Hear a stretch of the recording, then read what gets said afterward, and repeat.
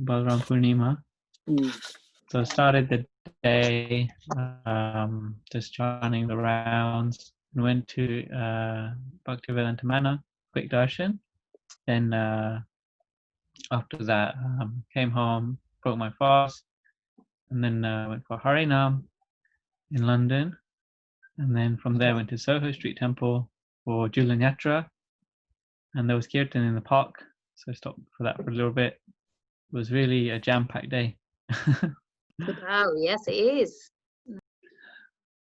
At the manor, Yeah. can you just go in, or do you have to book slots now? You do have to book, but Right. there's a lot of availability. I've never Okay. really had any problem getting available slot. Okay. You can book them online, and I think every Yeah. half an hour they must have like 50 people at a Okay. time. Yeah. So it's interesting. One thing was on Harinam, there was someone who stopped to watch what we were doing, and he wasn't a devotee. He just saw us doing the Harinam, and he stopped and he said, "Oh, I went to your place just a couple of days ago." He went to the Bhaktivedanta Manor, Yeah. and then he saw some of the books we had. He saw the Bhagavad Gita, and he wanted to take one, so he got Bhagavad Gita on Balaram Purnima, which was really amazing. Krishna is just giving like a little bit at a time, step by step journey in his spiritual life. It's like a Western guy who was probably with his, I think it was maybe his girlfriend or something, and he was just having a walk, and he saw us doing the Harinam. Nice. How did you all celebrate? Did you watch any seminars online, or did you visit the temple or anything like that? I just listened to some online kirtans, but yeah. Well, we actually did a Raja Bhoga. We sponsored a Raja Bhoga for our. There are these deities in East Ham. They're like the head deities of East Ham. So we did a Raja Bhoga for them, for Balaram and Subhadra and Jagannath there. Nice. We had a special Gauranga Das Prabhuji from Nairobi. I don't know whether you know him. He came to our group and spoke about Balram Jayanti, and he shared a lot of information, and we really rejoiced. So that was good yesterday. It was a good class. Amazing. Hare Krishna, Madhvi Mataji.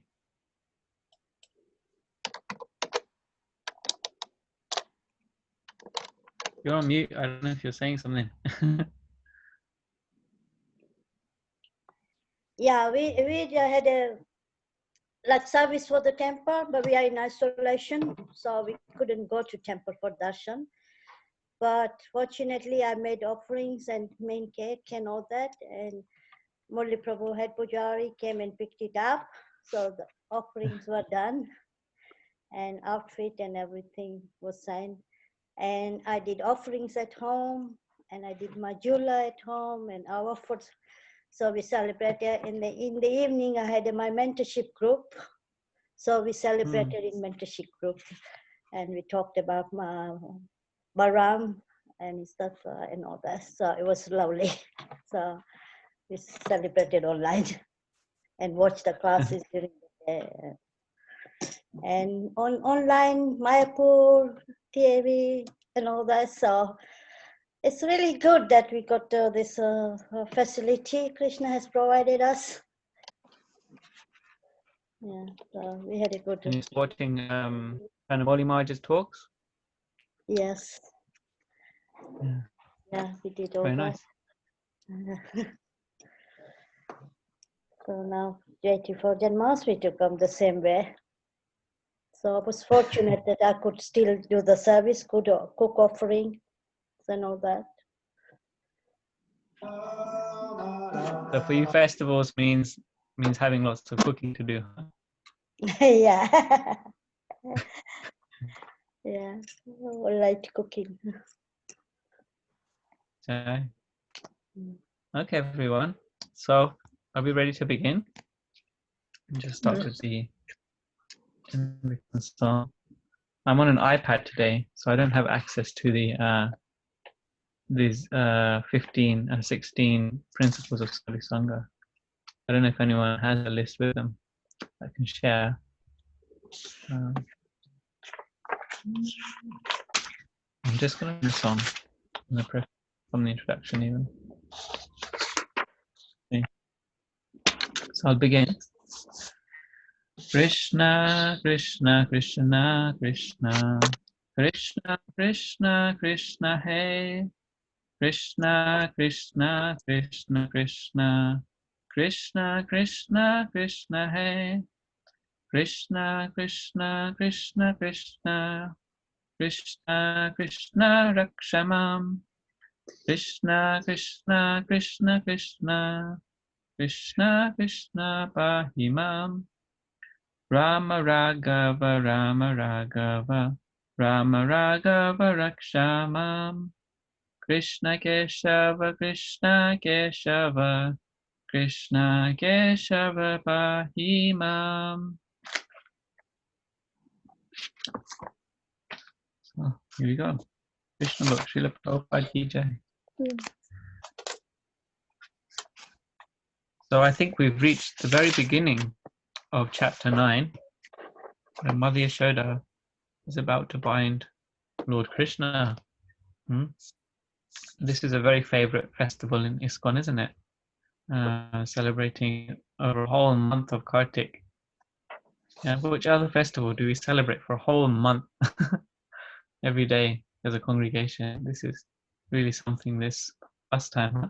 This is very central to that festival. Okay, so we have some readers volunteered. If we could get a couple of more, so then we can even out reading as we go. That'd be very helpful.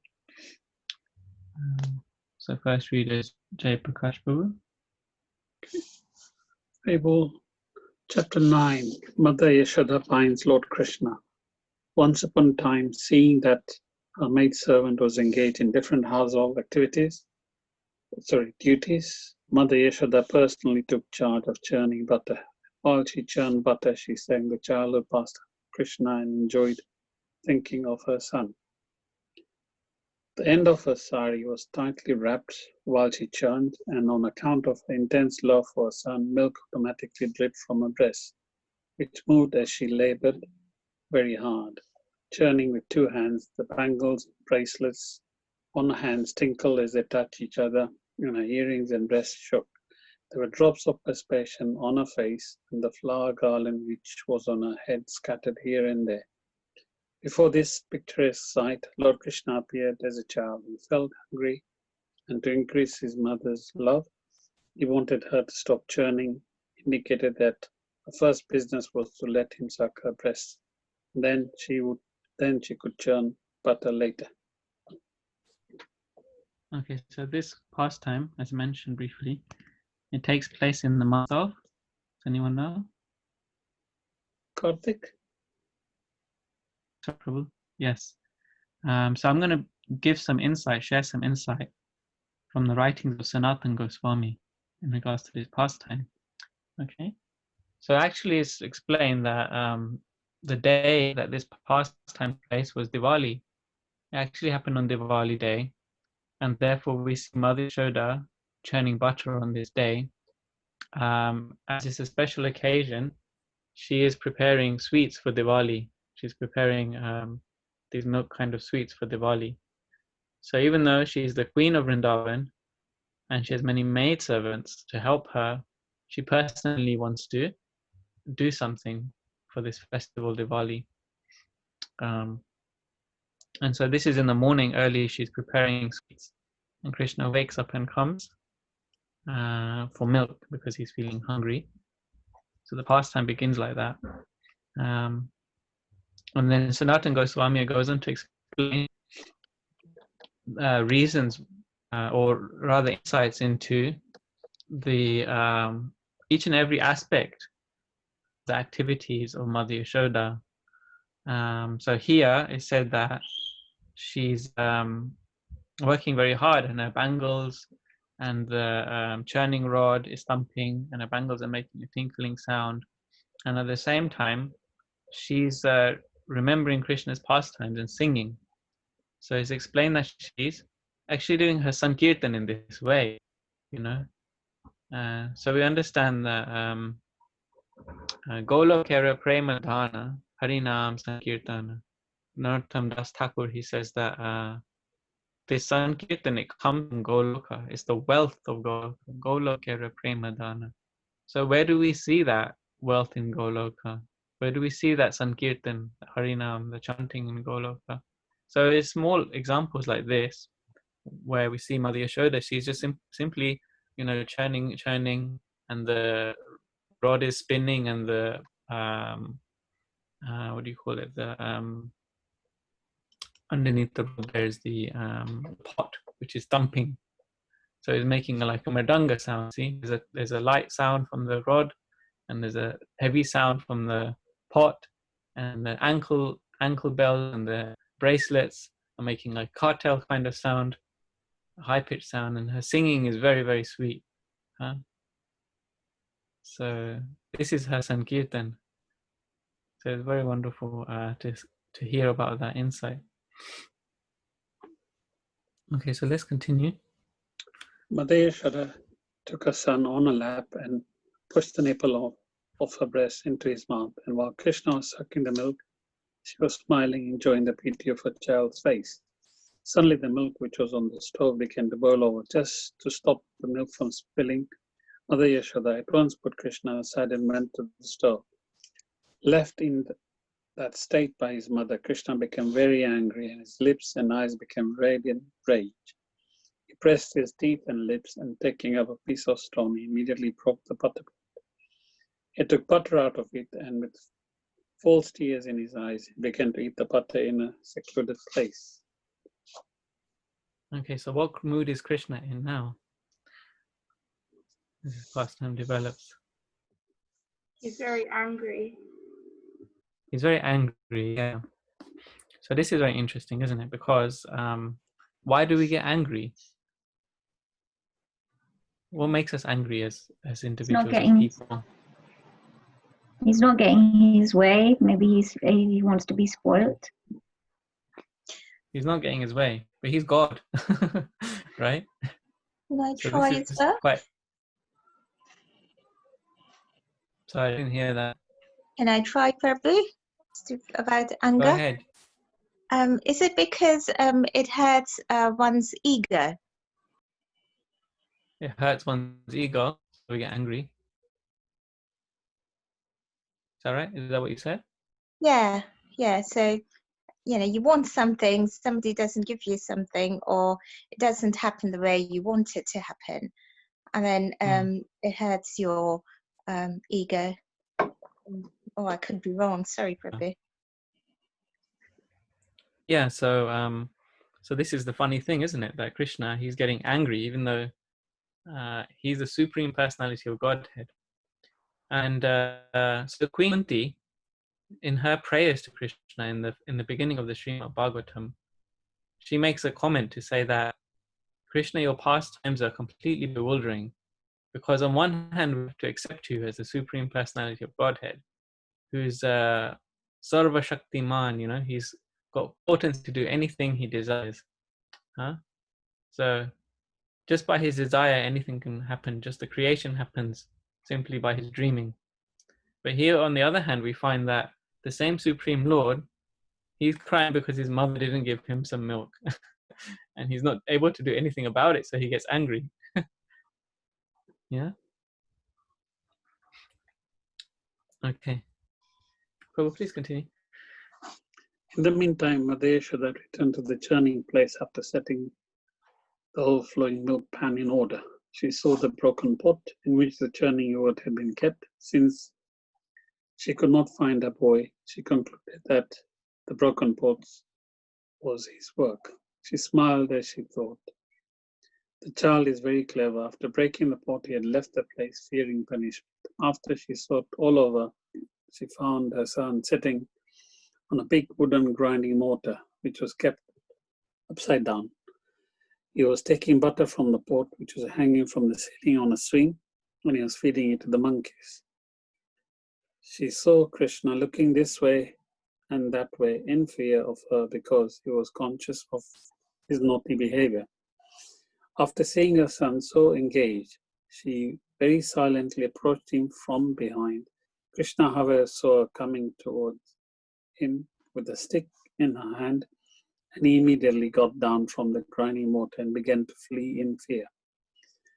Mother Yashoda chased him to all corners, trying to capture the Supreme Personality of Godhead, who is never approached, even by the meditations of great yogis. And in other words, the Supreme Personality of Godhead, Krishna, who is never caught by the yogis and speculators, was playing just like a little child for such a great devotee as Mother Yashoda. Mother Yashoda, however, could not easily catch the fast-running child because of her thin waist and heavy body. Still, she tried to follow him as fast as possible. Her hair loosened and the flowers in her hair fell to the ground. Although she was tired, she somehow reached her naughty child and captured him. When he was caught, Krishna was almost at the point of crying. He smeared his hands over his eyes, which were annotated with black eye cosmetics. The child saw her mother's face while she stood over him, and his eyes became restless from fear. So the Krishna's mood started with he was innocent and he wanted milk. Then he got angry, and now how is he? What is his mood?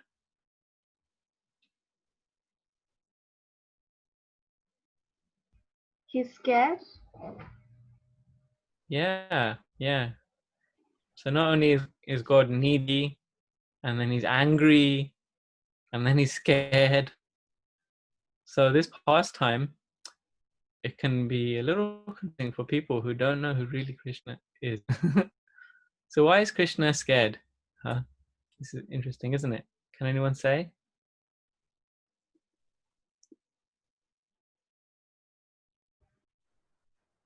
Oh, Krishna is scared because Mother Yashoda is coming behind him with a big stick to beat him because he got. Yeah. Yes, so he's scared of his mother Yashoda. So in one sense, we pray to Krishna when we are scared, isn't it? Huh? But here, Krishna is scared. Uh-huh. But his fear is different. Huh?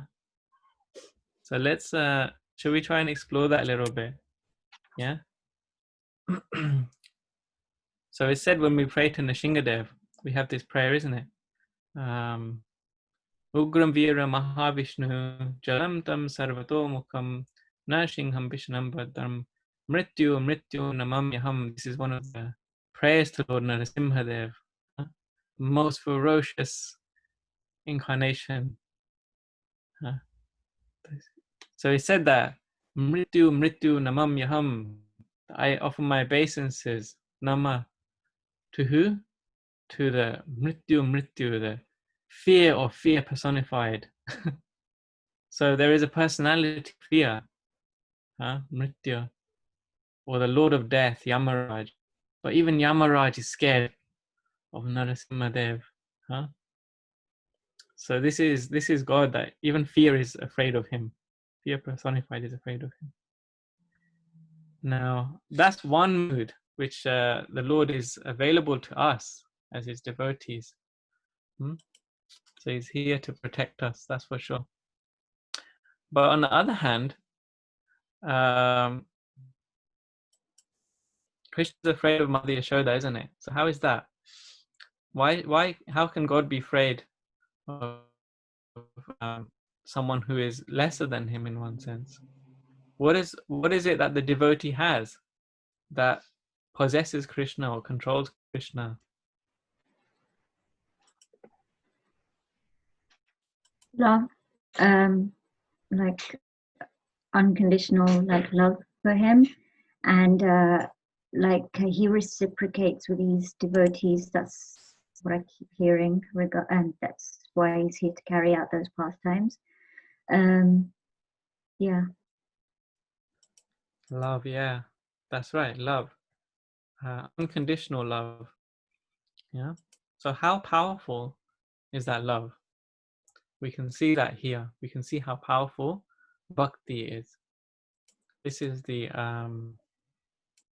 instructive aspect of this pastime. Bhakti is so powerful. Love is so powerful. It can control. But how much can it control Krishna? It can even make him afraid. Huh? Mother Yashoda's love is so powerful for Krishna that he's even afraid that she can do anything she wants to him. Because by her love, he's reciprocating her with her in the form of a child. And in the form of a child, when she chases him, then he becomes afraid.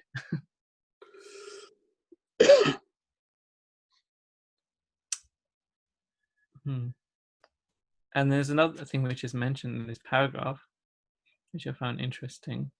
And of course, if anyone wants to share comments, most welcome, or questions, as always, is that here Prabhupada mentions, so Krishna, he can't be easily approached by those who are great meditators, or great yogis, or even the jnanis, or those who perform Kriya Yoga or Karma Yoga. So all these yoga processes, I was thinking, all the processes of yoga, they're all meant for attaining Krishna, isn't it? Any system of yoga, whether the yogi is trying to see Krishna in his heart, trying to understand Krishna through jnana, or by their work, they're trying to offer to Krishna whatever they have. So all these personalities, they're trying to capture Krishna, essentially, isn't it? And what's Mother Yashoda's method here, in contrast to these other yogis? I think Lanisha is going to say something. Yeah, she's trying to capture Krishna to beat him, not to give him nice loving care.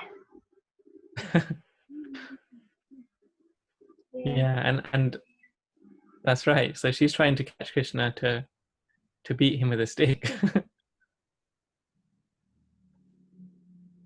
So very different. Bhakti is very different.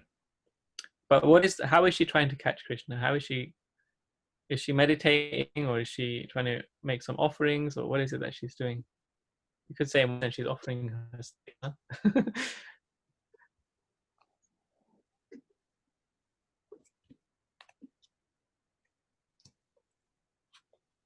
Hare Krishna Prabhu. Hare Krishna Prabhu. Hare Krishna. She's running after him to. I forgot what I was going to say. Sorry.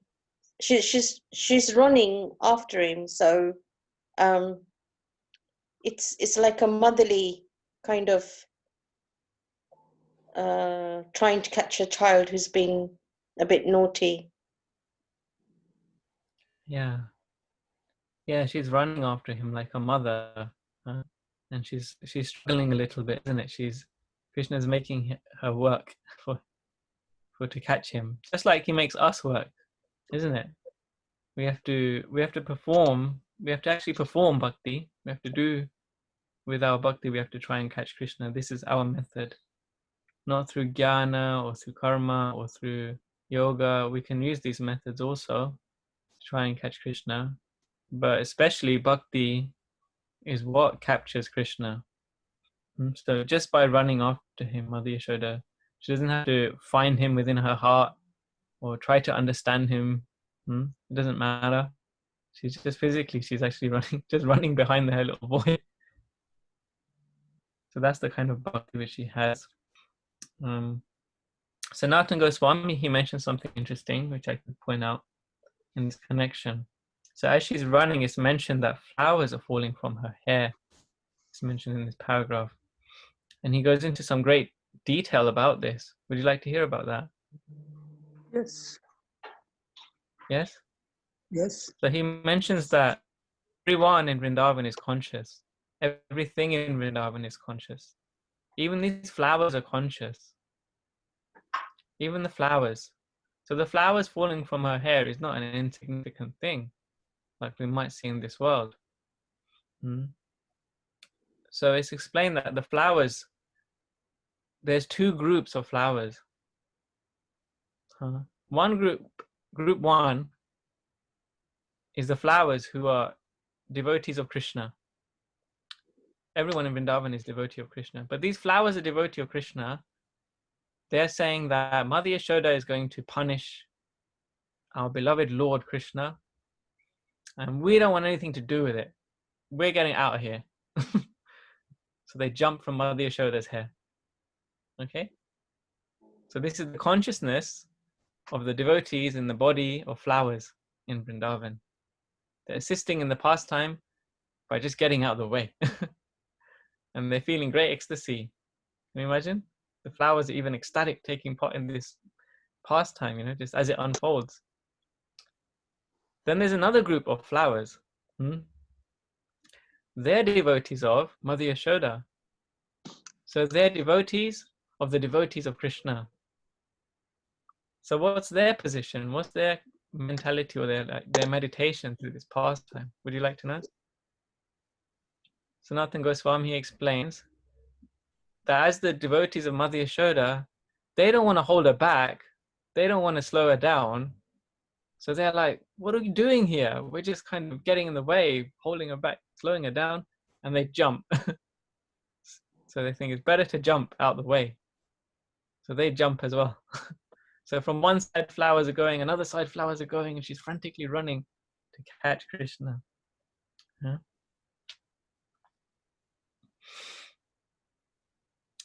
And so finally Krishna is caught, and he's almost at the point of crying. And there's so much detail actually in this pastime, go on and on. It's also mentioned about the milk, consciousness of the milk. Has anyone heard about this before? Because why was Mother Yashoda, why was Krishna misbehaving in the first place? Can anyone say? Was it to get the attention of his mother, but also to be able to perform the pastime? Yes, that's right. And there's even a more specific reason. So what happened in the pastime to increase Krishna's anger? Because Mother Yashoda put Krishna down for a reason. The milk was about to what do you call it? I don't know the term. Where it's overboiling or overcooking, about to come go to waste. I don't know the term. Just yeah. Yeah, that's right. It was gonna yeah. So it was boiling over. It was overflowing. Yeah, have you ever had that experience where milk is boiling in a pot, and then the bubbles are coming up and up and up and up, and before you know it, the milk is just like all over the cooker, the whole. Yeah. Does anyone know why in Vrindavan? Because you've had that experience, and it's like, waste of milk. So why in Vrindavan, where everything is so perfect, would such a thing happen? Does anyone know? Yeah. I think it's because Krishna was being fed milk, so they thought that milk wanted to be fed to Krishna. So it was like, well, there's no point in this me living. So it's like I may as well commit suicide if he's not going to take my milk, something like that. Yeah, that's right. I've heard that as well. Amazing, huh? So I'll repeat, the milk itself was witnessing the pastime of Mother Yashoda feeding Krishna with her breast milk. And then the milk thought, what's the use of my life? I wanted to be fed to Krishna. And Mother Yashoda's sitting there. So they just thought, let's boil over. Let's just pull her away from Krishna so we can be fed to Krishna. Yeah, so milk became jealous. Milk become jealous. Milk was jealous. Yeah. That's exactly right. So funny, huh? So this is all these moods, all these different varieties of endeavor to please Krishna, yeah, come out in this pastime. Prabhu, would you like to read on? Yeah. Does anyone has a comment or question?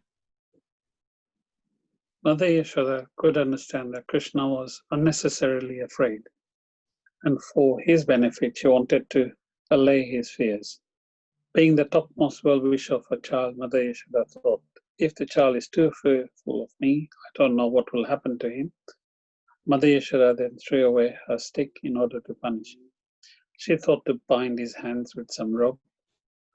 She did not know it, but it was actually impossible for her to bind the Supreme Personality of Godhead. Mother Yashoda was thinking that Krishna was a tiny child. She did not know that the child had no limitation. There was no inside or outside of him, no beginning or end. He is unlimited, all-pervading. Indeed, he is himself the whole cosmic manifestation. Still, Mother Yashoda was thinking of Krishna as her child. Although he is beyond the reach of all senses, she endeavored to bind him to a wooden grinding mortar. But when she tried to bind him, she found the rope she was using was too short by 2 inches. She gathered more ropes from the house and added to it, but she still found the same shortage. In this way, she connected all the ropes available at home. When the final knot was added, she saw the rope was still 2 inches too short. Mother Yashoda was smiling, but she was astonished. How was it happening? So yeah, this is astonishing. What's astonished Mother Yashoda now that she's captured Krishna? She's got him in one place. She tied him with rope, but then the rope, even though she kept on adding more and more rope to the original rope that she had, it was always 2 inches short. Yeah, so imagine you've got a lot of rope and you've got a small child and she doesn't want to hit Krishna. So she said, let's tie Krishna up. So she has the grinding mortar, which Krishna climbed upon to break the pots of yogurt. So she thought, you're naughty, and this is your accomplice. This is your, you can say, like your weapon, and your, the, like a criminal has a weapon. So Krishna's weapon is his grinding mortar, which he's climbing on. So she says, I'll tie you to your weapon, your grinding mortar, because that's your accomplice in this scandal. And when she tries to tie him, the rope is too short. So what does Mother Yashoda do? She goes to get more rope. Yeah. And then when she's got all of the rope in her house, and she's tied it all together, and Krishna is still in this form of a small baby, she's not able to tie the final knot. Okay. So what does she do? Actually, all the gopis, it's explained, all the gopis are watching this from their like the courtyard. They heard about Krishna's naughtiness, so that they're always keen to hear what's going to happen next. And they all come to see Mother Yashoda buying Krishna, and they're laughing and laughing and laughing, because Mother Yashoda, she's the queen of Raj. And she has, does anyone know how many cows Mother Yashoda has? I think I've heard before. Does anyone know? 900,000? Yeah, I've heard that also, that figure, 900,000 cows in Vrindavan. So that's a lot of rope. Yeah. If you're going to get all of the rope, which is in your home, in your vicinity, and try to tie this tiny little baby, that's a lot of rope. So the gopis, feeling compassionate on her, they try and assist her in the service. So in one place, Sripad Ayendra Prabhu, he comments that this is actually like the Sankirtan mission, that one person's endeavor is not enough. We all have to participate in the movement. We all have to try and bind Krishna. One person can't capture Krishna. We can't, how much sadhana we can do on our own. We need the help of the Sangha, the Sadhu Sangha, to push us along in our spiritual practice. So like that, all the gopis together, they just got together and got all the ropes from their houses as well. And still they tied all those ropes together. And then when they came to tie the final knot, they were able to bind Krishna by their united effort. So this is what binds Krishna. There's an explanation of why the rope was 2 inches too short, because it's mentioned here. The rope was 2 inches too short, and then she got more rope, and there was 2 inches too. So why is the rope always 2 inches too short?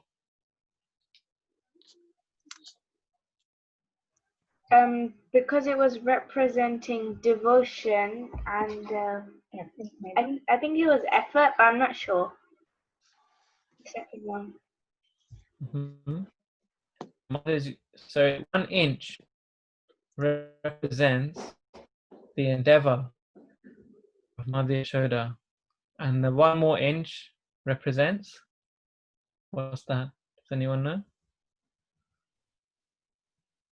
Anyone remember? Mercy. Yes, Prabhu. So we've heard that so the rope was always too short because Mother Yashoda had to make more endeavor still. And Krishna had to expand his mercy just a little bit more. And therefore there was a gap of 2 inches. And this is a wonderful thing that Krishna, he's overpowered by, he's of course all-knowing, all-powerful, all-present, as is mentioned here. He has no limit, he has no beginning or end, he's limitless. But he has many Shaktis, and his Leela Shakti is empowering him to remain in this form of a child. And his Gyan Shakti is not acting, so he's forgetting that he's all-powerful. And then by his Kripa Shakti, Mother Yashoda is able to bind him by his mercy potency. So all these different Shaktis are participating in the pastime in this way. And so she was able to tie the final knot because that Kripa Shakti kicked in. We always need that mercy. We can endeavor as much as we like, but if we're not praying for that mercy, then it's very difficult to capture Krishna's heart. Prabhuji, what did you say about Krishna forgetting he was God? What was that? Like So Krishna has a Gyan Shakti. Yeah, a Gyan Shakti. Yeah. Okay. Yeah. Okay. So he has all-knowing. Yeah, I'll try. So Krishna is all-knowing, isn't it? He knows what all of the past, present, and future. He's a Supreme Lord. He knows what's in our lives. He knows everything that's going on. He knows our past. He knows what we're feeling and thinking now. And he knows actually every action, even though we have this free will, he still knows what's going to happen in the future, how we're going to use our free will. So he knows everything of all times, places, and circumstances. But he doesn't utilize that all times, all places, because otherwise he'd just be sitting there like knowing everything. I just know everything, I'm just going to sit here and do nothing. So those Shaktis, they act to facilitate his bhava, because his bhava grahi janardana. His mood, they facilitate his mood.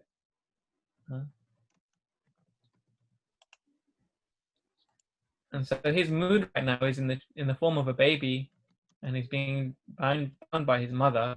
So that Jnana Shakti goes into the background, so that he can enjoy this pastime.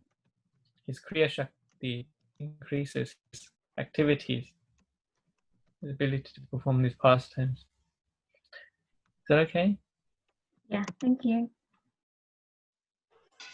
Haribol. Hare Krishna. Yeah, it also my understanding is Krishna wanted to know how much Yashoda might making an endeavor, whether she's maximizing endeavor or just is giving up. Yeah. If you want to be Krishna's devotee, you got to be prepared Yeah. to set a Not- good example. Yeah, not comparing with others, but within herself, how Yeah. much is maximizing, her endeavor.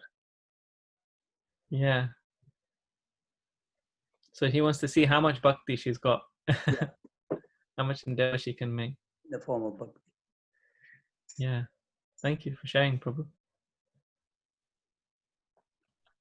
So yeah, he makes actually an example of Mother Yashoda. Show, this is bhakti. Even he can be bound. Don't bind Krishna with yoga or with a jnana yoga or mystic yoga. Those are not so effective in catching Krishna. But by the example of Mother Yashoda's bhakti, you can see Krishna can be captured. Yeah. So maybe we could have the. Can I Sorry, say was there a comment? Can I say something? I'm just going to try.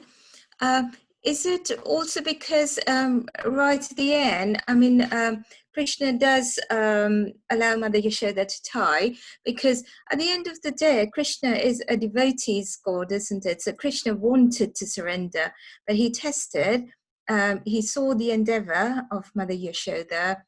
He blessed her with his mercy, but at the end of the day, he also wanted to surrender because he wanted to please. His main rest or his main pleasure comes in pleasing his devotees, isn't it? So he wanted. So right at the end, he doesn't stretch it for too long because he wanted to surrender to Mother Yashoda. Is that right? Or is that Yeah, that's a wonderful observation. It's very nice observation. But yeah, Krishna surrenders to his devotees as well. So if we make an endeavor to serve Krishna, definitely Krishna will reciprocate.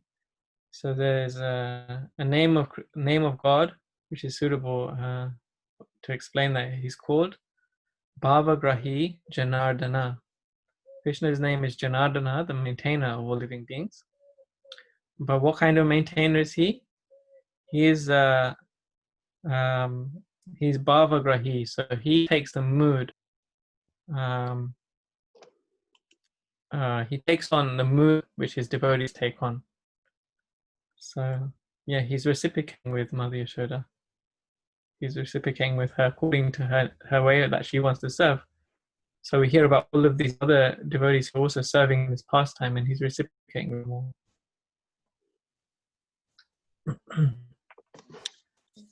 Maybe we can read it now. Who's the next one, actually?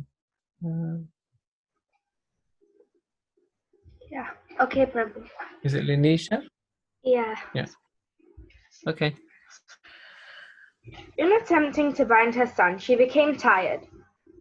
She was perspiring, and the garland on her head fell down. Then Lord Krishna appreciated the hard labor of his mother, and being compassionate upon her, he agreed to be bound up by the ropes. Krishna, playing as a human child in the house of Mother Yashoda, was performing his own selected pastimes. Of course, no one can control the Supreme Personality of Godhead. The pure devotee surrenders himself onto the lotus feet of the Lord, who may either protect or vanquish the devotee. For his part, the devotee never forgets his own position of surrender. Similarly, the Lord also feels transcendental pleasure by submitting himself to the protection of the devotee. This was exemplified by Krishna's surrender unto his mother, Yashoda. So I feel like the last two comments have covered this nicely. So how surrendered Mother Yashoda is to Krishna. and how much Krishna reciprocates with his devotees as well. It's explained here by Srila Prabhupada, isn't it? Anyone else want to share any thoughts on that? Or anything else you could pick up from the pastime here? Prabhu, I'm not sure if it's gone in the last paragraph, but something about if the child is too fearful of me, I don't know what will happen to him. But I think possibly even before that, like she wants to punish him because she's thinking, oh no, he gets too naughty. Then if I don't punish him and he doesn't learn, then who's going to give their daughter to my son to marry? I don't know. I heard that somewhere in all of this. Like, yeah. So she's also thinking of making sure he stays a good boy. But I don't know if that's mentioned in here somewhere. But I have mentioned that. I have heard of that regarding this Damodar Lila. Okay. Yeah, thank you for adding that. Yeah. The Mother Yashoda wants to see that her child is properly taken care of. But Krishna, being who he is, he wants to increase his naughtiness regardless. And so Mother Yashoda has to take more and more extreme measures, isn't it? And you know, sometimes the stuff like too fearful, I don't know if she's thinking, I don't want him to like turn away from me. Like, you know, the child, you know, if a child gets too scared of something, they won't, you know, they'll rebel. So maybe she's like, all right, I don't want him to rebel more, but I don't know. Maybe that's what it was. Yeah. Yeah. So she is like the perfect mother, isn't she? There's so much we can learn from each and every little thing which Mother Yashoda does. Why she begins to chase him with a stick, and then why she puts the stick down and then changes to tying him up instead. So she's actually the perfect mother. She knows exactly how to take care of Krishna, even though he's such a naughty boy.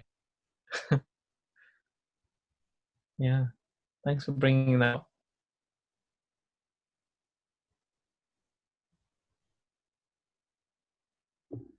Okay, would you like to continue, Anisha?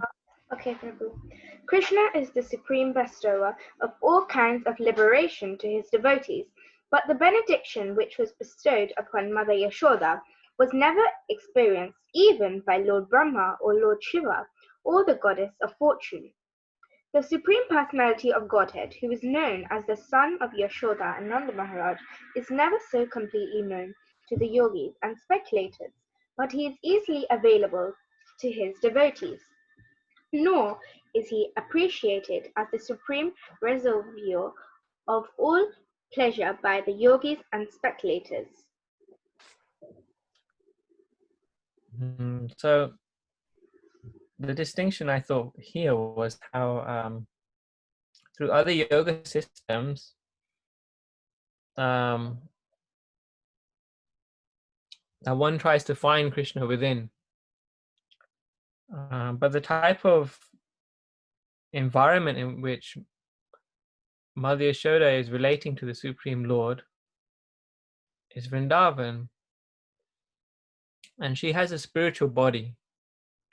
So it's mentioned that so he's blessed Mother Yashoda with this spiritual body. She doesn't have a material body, and she's not the soul within the body like we are.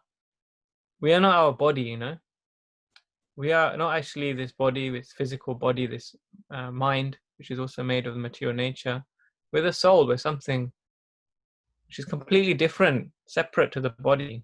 The life force, when it leaves the body is dead. Huh? From ashes to ashes, dust to dust, they say. So Mother Yashoda doesn't have that type of material body. She actually is her body. She's liberated. Liberated means she's free. Free from what? Liberated from what? Material conditioning. Huh? So our soul, our self, is put under a certain condition. If someone puts conditions on you that, you have to do this, you have to do this, you have to, you go to the office and you have to look like this and you have to work like this and it has to be done like this, and you have to start at this time, finish this time, and you get paid this much. If someone puts conditions on your life, that's restrictive, isn't it? So this lifestyle we experience in this material world is conditioned lifestyle.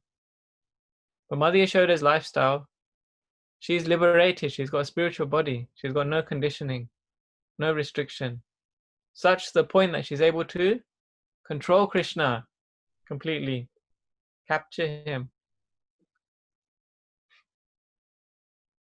So even Lord Brahma, Lord Shiva, they don't have that potency, that power. They don't have that kind of body as Mother Yashoda. And on the other hand, so those of us who are conditioned, or those of us who don't have a spiritual body, let's say, trying to find Krishna within the heart. So Mother Yashoda, because she is her spiritual body, and she is in the place where Krishna is living, he is in front of her very eyes.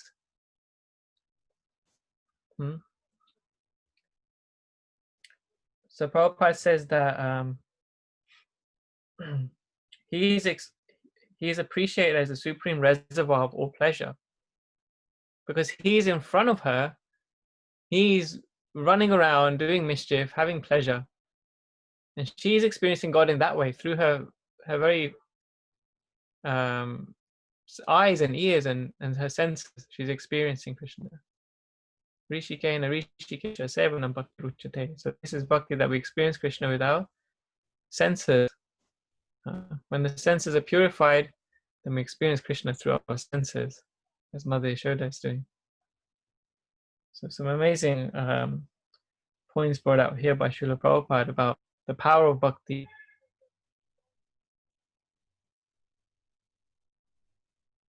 Does that sound okay, Sachinandan Prabhu? Please correct me if I've said anything incorrect. Yes, no, sir. No, sir. Yep. Okay. Quite good explanation. One thing I like to say about Krishna's position, because Krishna's position is highest position, but Krishna time to time doesn't want to, doesn't want to lower down his position for his, out of his pure, devotee's pure love.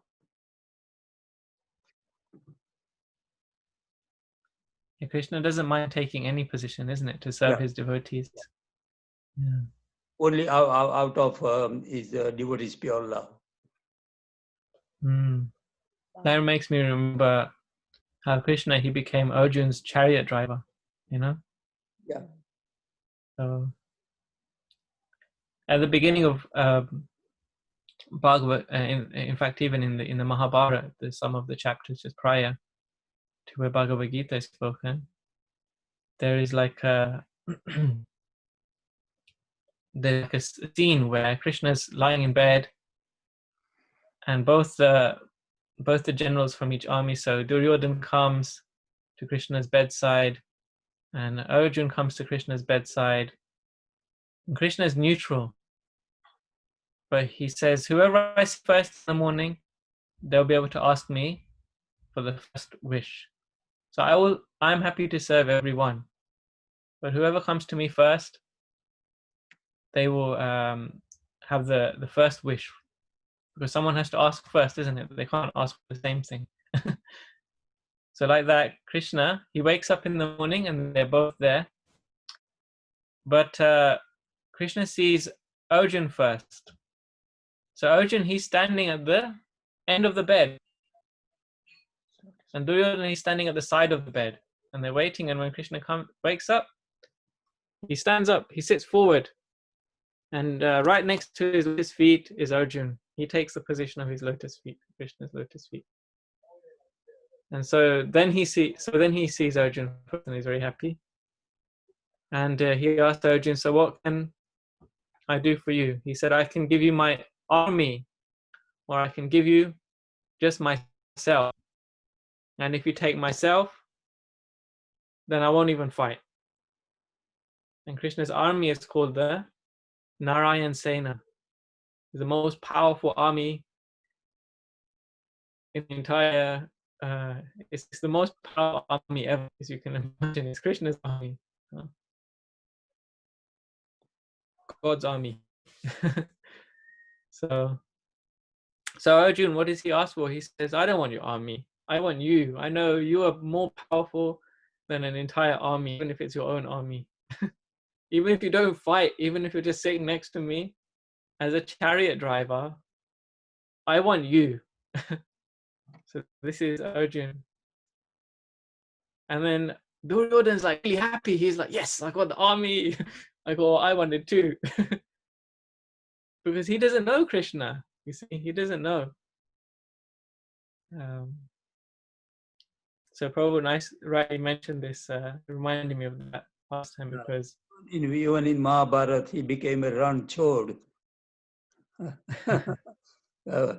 for his citizens, to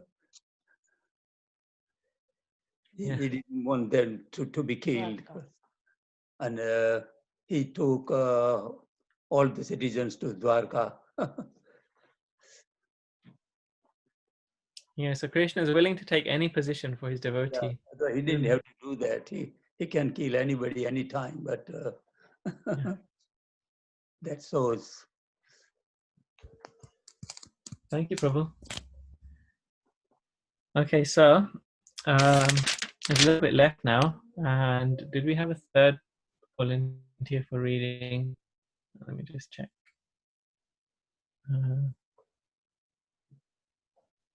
Oh, okay. Madhavi Mataji and Sachinandan, would you like to read the final part? You can share a little bit each. Okay. Yeah, I do one and then she will do other. After binding her son, Mother Yasoda engaged herself in a household affairs. At that time, bound up to the wooden mortar, Krishna could see a pair of trees before him, which were known as Arjuna trees. The great reservoir of pleasure, Lord Sri Krishna thus thought to himself, Mother Yasoda first of all left without feeding me sufficient milk, and therefore I broke the pot of yogurt and distributed the stock butter in a charity to the monkeys. Now she has bound me up to a wooden mortar, so I shall do something more mischievous than before. And thus he thought of pulling down the two very tall Arjuna trees. Yes.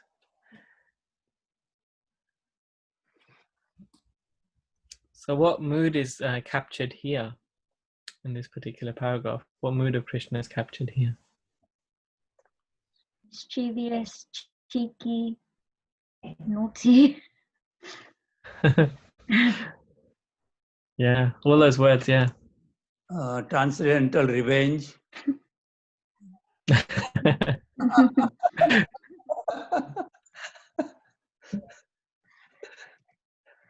Right.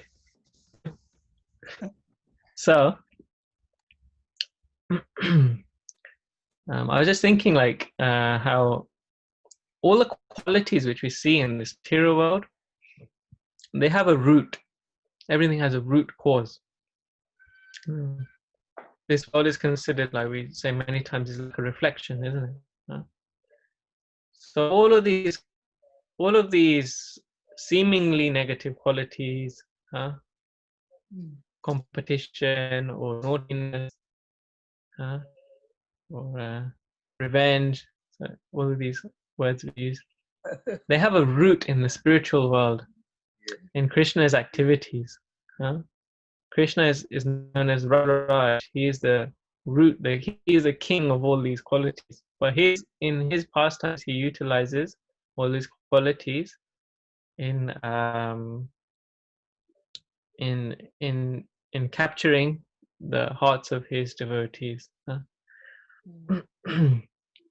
So he's using his naughtiness here. It's naughtiness. Krishna is the original naughty boy.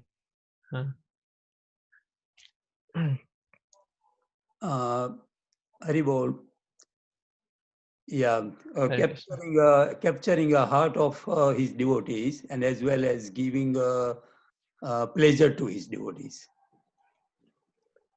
Yeah, that's right. That's a very nice way of putting it. Giving pleasure to his devotees. It's both give and. So this is why it's so nice to be a devotee of Krishna, isn't it? Because we don't have to look somewhere else to be satisfied with life. You know, by being Krishna's devotee is so pleasing and satisfying in itself, isn't it? And here, I thought of two things. So I have a young child, 3 years old girl. So I very much know when children, they get hungry, they get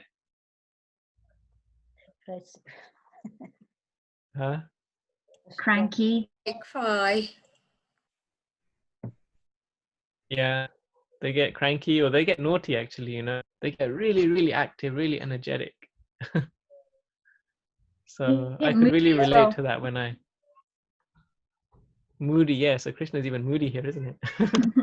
He's like, Mother Yashoda caught me, and I was just feeling hungry. I'm gonna do something even more naughty now. And for this, like, for parents kind of have that kind of, you know, let's say rasa with children, you see, that kind of mood with children. But you can see that originates in the spiritual world.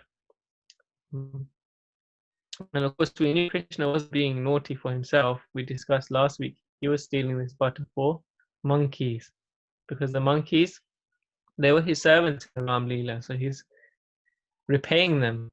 He's actually repaying them. He felt like they did so much service to him.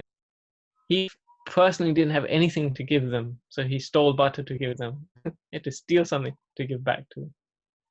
So we discussed that last week as well, I think. So there's a little bit left to read. We could finish with the last paragraph. Oh, there's still quite some time, actually. Does anyone else have any comments? Otherwise, we could read the last part. Madhvi Mataji. There is a history behind the pair of Arjun trees.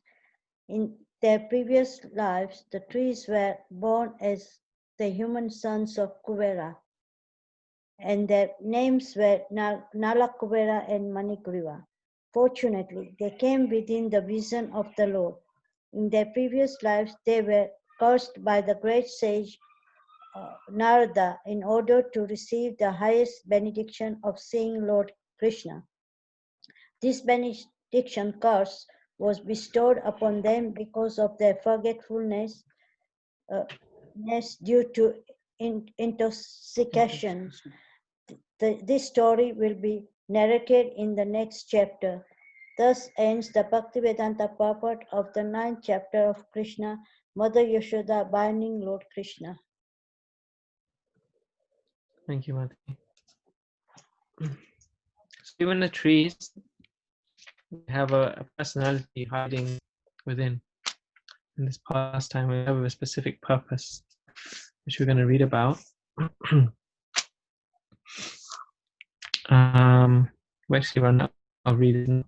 Would you like to go again, Sachinandan Prabhu, Mataji? So I'm a little bit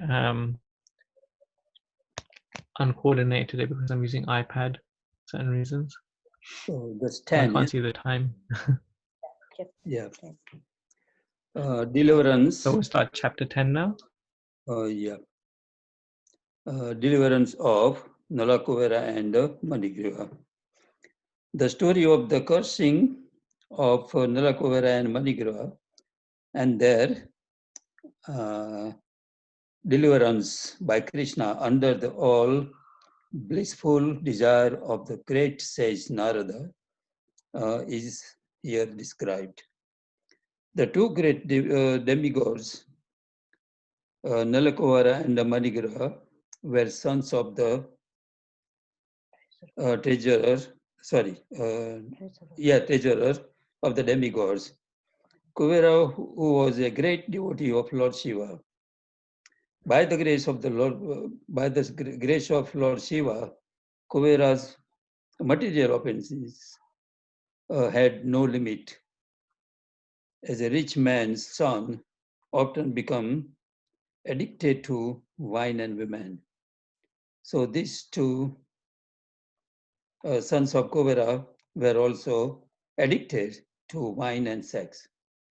Once these two demigods, desiring to enjoy, entered the garden of Lord Shiva in the province of Kailash on the bank of Mandakini Ganges. There they drank much and engaged in hearing the sweet singing of beautiful women who accompanied them in the garden of fragrant flowers. In an intoxicated condition, they both entered the water of the Ganges, which was full with lotus flowers. And there they began to enjoy the company of the young girls, exactly as the male elephant enjoys the female elephant within the water.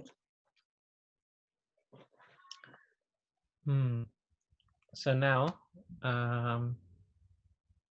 Sukadev Goswami, as he's narrating the Srimad Bhagavatam to Maharaj Parikshit, he moves away from Vrindavan for a moment because one interesting aspect of Krishna's pastime is that by one activity he can achieve multiple results.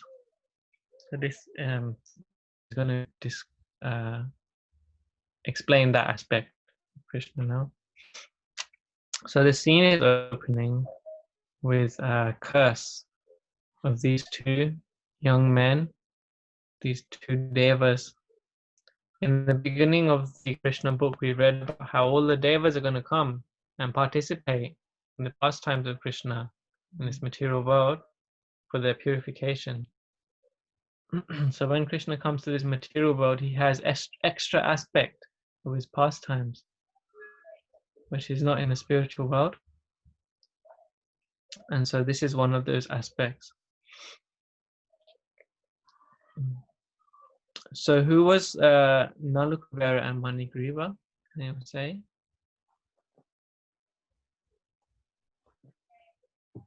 They were both sons of Kuvera. And who's Kuvera? He was a demigod.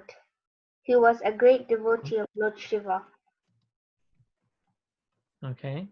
What was his? Every demigod has a responsibility in the cosmic management, isn't it? Or the cosmic government, you can say. So what was his responsibility? Is it mentioned here? Maybe it's not mentioned actually. Oh, it's mentioned. That's right.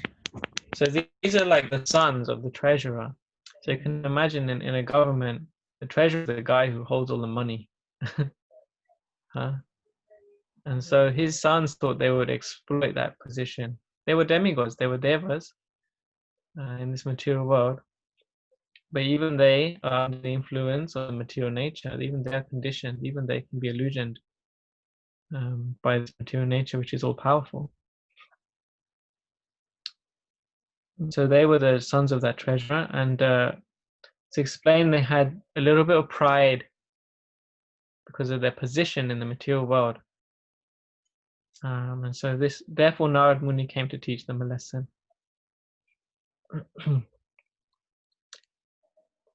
Does anyone else like to share or add anything in this section? I just wanted to ask, probably didn't follow it properly. Were they Nala Kuvera and Manigriva? Were they they were like on the material world when they were enjoying this, or were they in a spiritual world somewhere? So they were in the heavenly planets, which is known as the Swargaloka. Okay. Specifically, they were in Lord Shiva's garden on Kailash, and more detail is given that they were by the river of the Mandakini Ganga. So the Ganga, which we have here flowing through India, it comes through from the very top of the universe, and it comes all the way down through all of the planetary systems. And at one point it passes Kailash, where Lord Shiva is. And there it's called the Mandakini. So one of the names of Ganga is Mandakini. And that's that place. So it's actually a holy place. So you can imagine someone going to a holy place and behaving like this, intoxicated and enjoying sensuality in that kind of place is very inappropriate. So you find saintly people there like Narada Muni, and so it's no surprise they were cursed by Narada Muni for behaving like this, isn't it?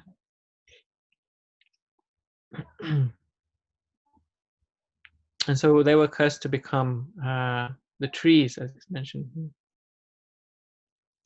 in the previous chapter. End of the previous chapter was mentioned became trees. Yeah. Yeah, it's a holy place, but still it's a part of material world. Yeah. Thank you for clarifying. Yeah, that's the short answer. I made it long. Sorry, it's a holy place, so like on earth, or obviously like they have somewhere. No, I've heard it. Go on, sorry. Sorry, I didn't understand that either. That place is a Sivalok, isn't it? Demigod place. So Okay. it's material. So it will have its it will have its expiry date and come back. No. All right. Okay. I It's a understand. heavenly planet, but it's a part of material world. Yeah, it still is material world. Yeah, because demigods live there, and they just enjoy. Sorry, I have a question, Pravi. So where the demigods live, is it part of the material world as such, or is it just that the demigods have a propensity for material, or do they have material propensities rather than living on material planets? So they live on spiritual planets, but they descend back to the material world because they still cannot completely detach from the material conditions. So No, it's a part of material world, but it's on a higher level. Yeah. Okay, thank you, Prabhu. Because of their lot of austerities, they reach that level, But instead of going back to Godhead, they just reach to heavenly planet, and they enjoy more than on the earthly planet. Okay, I understand. Thank you, Prabhu. Sorry, I just have another question. It's not related to the previous question, but because the Ganges in Kailash is called Mandakini Ganges, then what's the name of the Ganges that is in on the earth?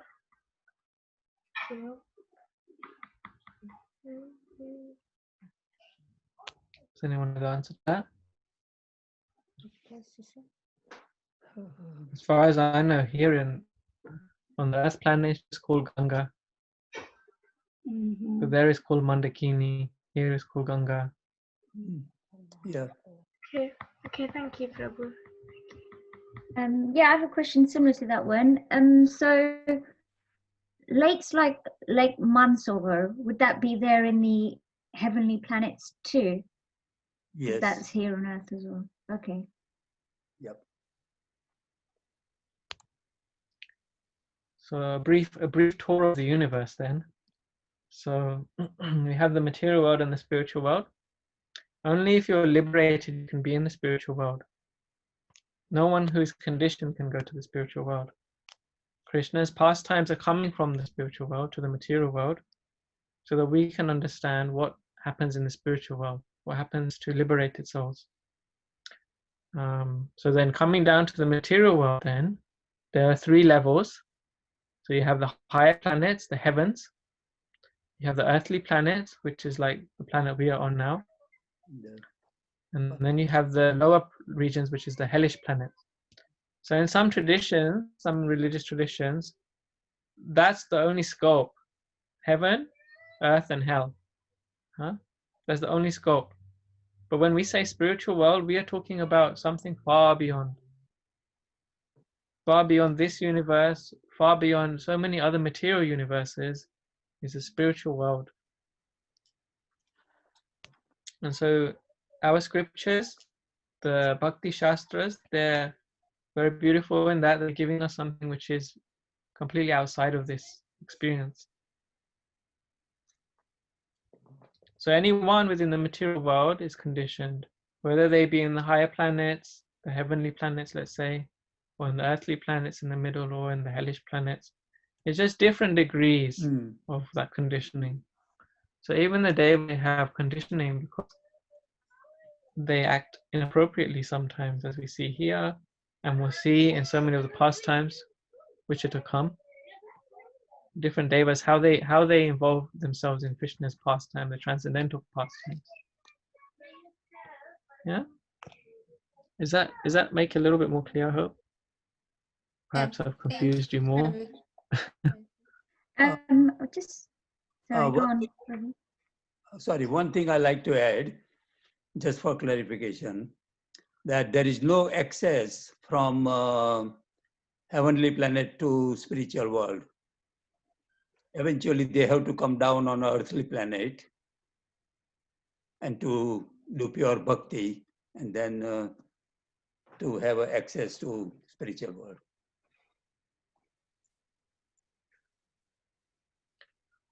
That's right. So the purpose of the heavenly planets is that you have the government, is like the government level, you know? Yeah. You have government, and you have civilian, and you have prisoners in this material world. Just like in this country, we have our governments, you know? Governments have special access passes, they can go and do so many more things, less restricted, less conditioned.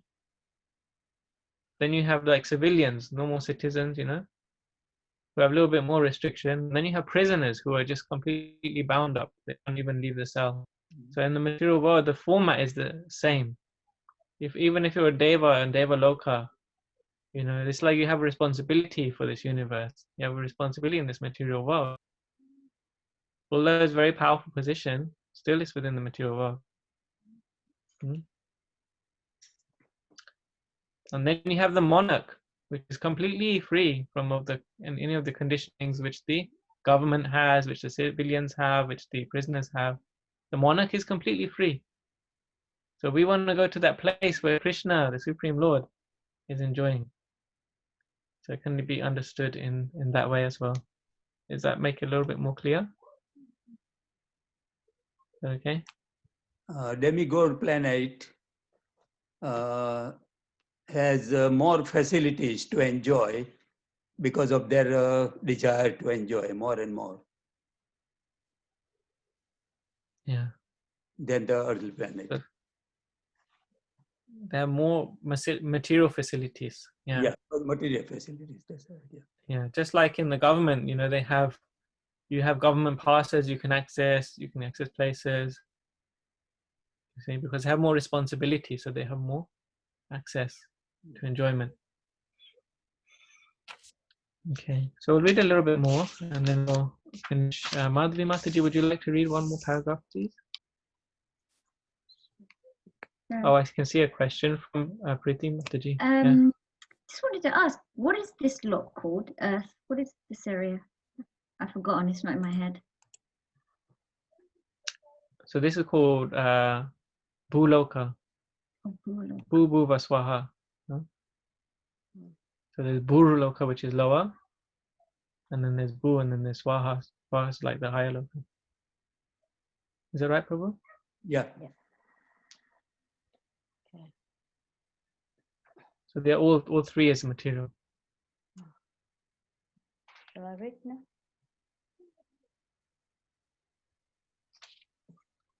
While they were thus enjoying themselves in the water, all of a sudden Narad, the great sage, happened to pass that way. He could understand that the demigods Nalakuvera and Manikriva were too much intoxicated and could not even see that he was passing.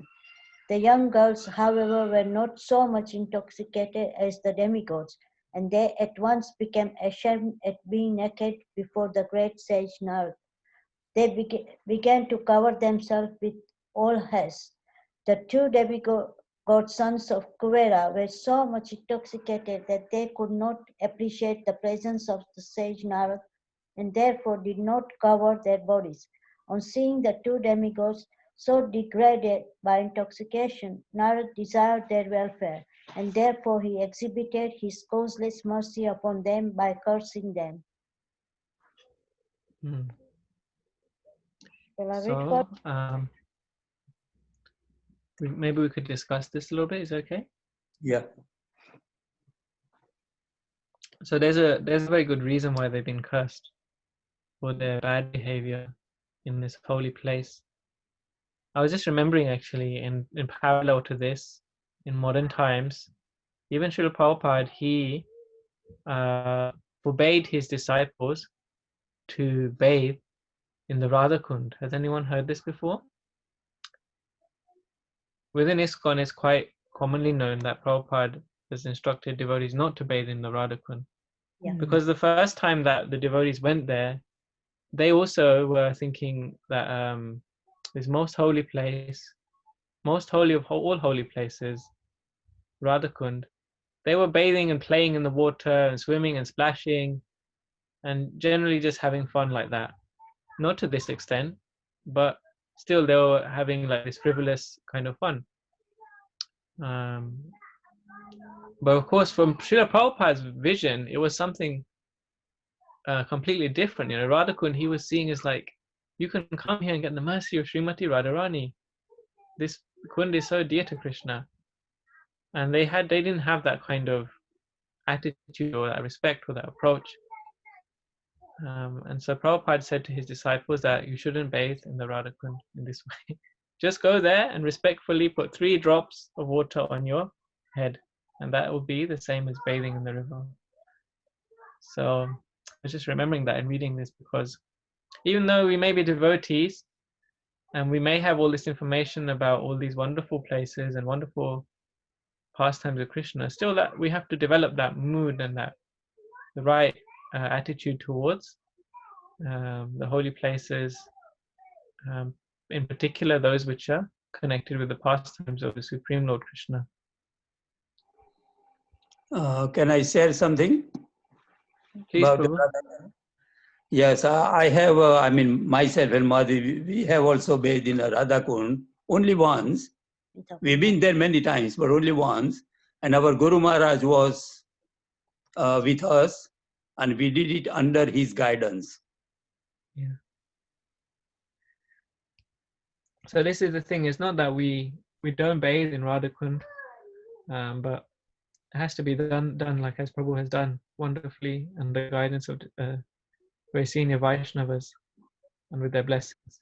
And we did that only for getting mercy from Radharani. So not for our self-enjoyment. Yeah. Thank you for sharing that, Prabhu. Indeed, you have Radharani's mercy. Hope so.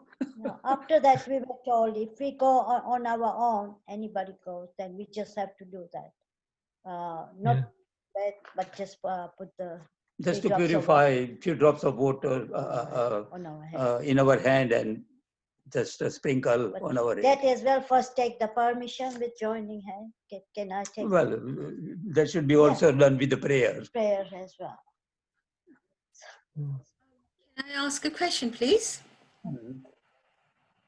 So is it like going to the Ganges and then bathing in the Ganges? Because I know lots of people bathe in the Ganges, and I mean I've spent a lot of my growing years in Calcutta, and the Ganges run pass through Calcutta, and my parents used to when I used to go to temples. My parents used to go, and then we would either dip our feet in the Ganges if we couldn't bathe, or just, you know, put some water on us. So just to purify, yes. So it's similar to that, you know, you bathe in the Ganges or you bathe in the Radhakund to be able to purify yourself rather than for self-enjoyment. Yeah, but there is a difference in between Ganges and Radhakund. Radhakund is on quite a high level. Highest level.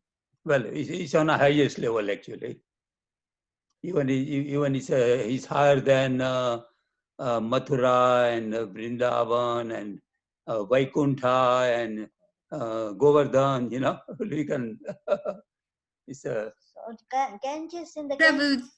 Prabhuji was explaining the other day, the Radhakund is right on top, even in, you know, Golok Vrindavan.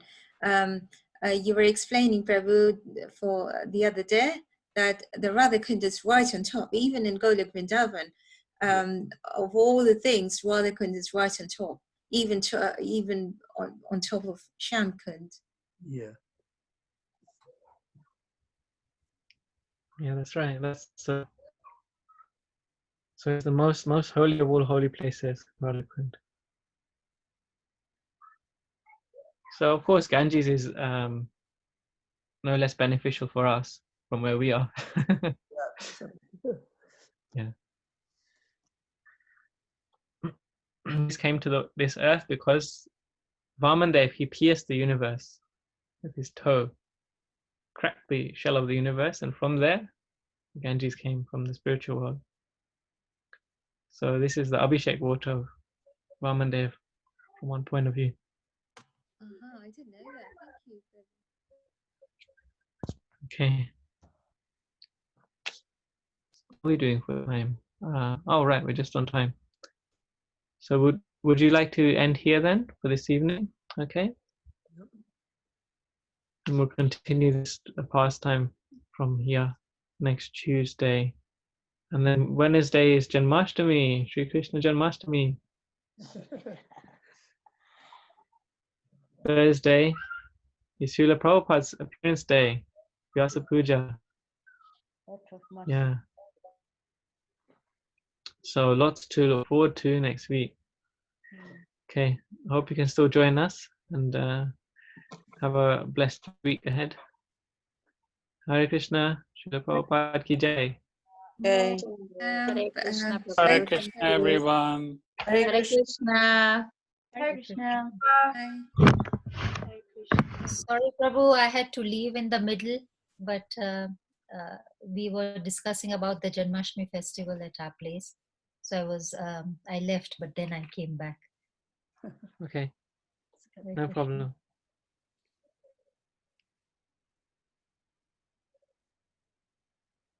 Hare Krishna, Prabhuji.